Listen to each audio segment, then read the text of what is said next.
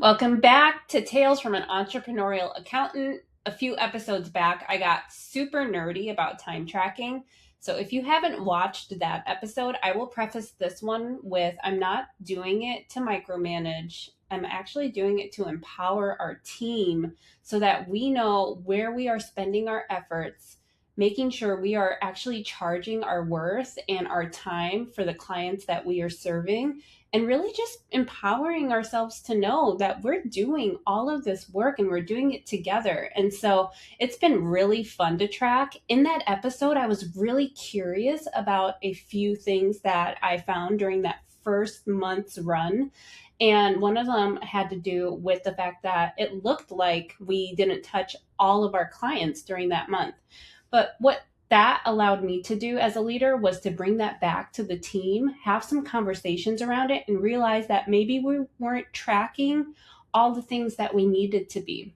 And so, again, not to micromanage, but to know, yes, of course, we touched that client. Maybe it took 5 minutes for that client's work for that month, but we still want to know that that client is being served by us. And I would love to see it on the report that I review and analyze at the end of each month. Well, I got to analyze January's hours. And of course, if you're an accountant listening to this, which why wouldn't you be? January is crazy. It is a wild season.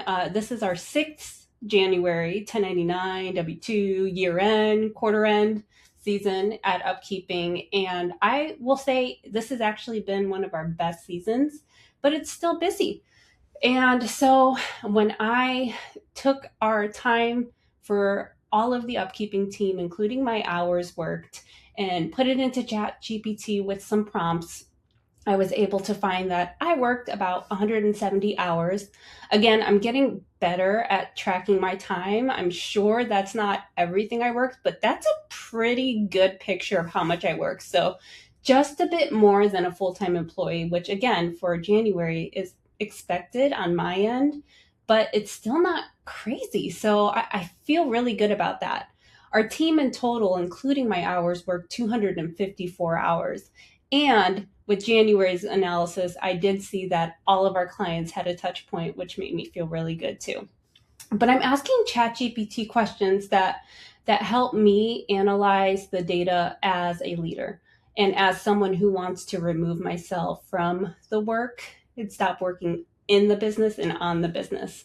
And so one of the key things it told me that was in January, I worked 67% of the hours for the firm. And that seems really high, right?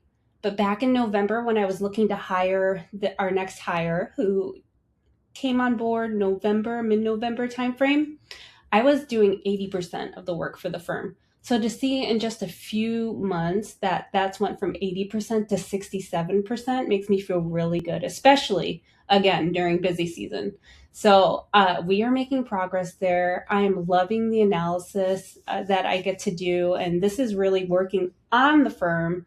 One other cool thing that happened with this analysis is it identified about a dozen clients who are low touch, meaning I or the team worked on them for less than 2 hours for January, which means that's probably an easy client to transition or offload any of the work that I'm doing for them off my plate and onto one of our team members. And so now I get to make a plan to help transition that workload off my plate, move it to someone else, still serve the client beautifully, and have more time to do the things that I love. So this is exactly what I'm hoping to get from this type of analysis I'm doing. This is why I am a proponent for time tracking, and I would love to hear from you what you think. Are you time tracking?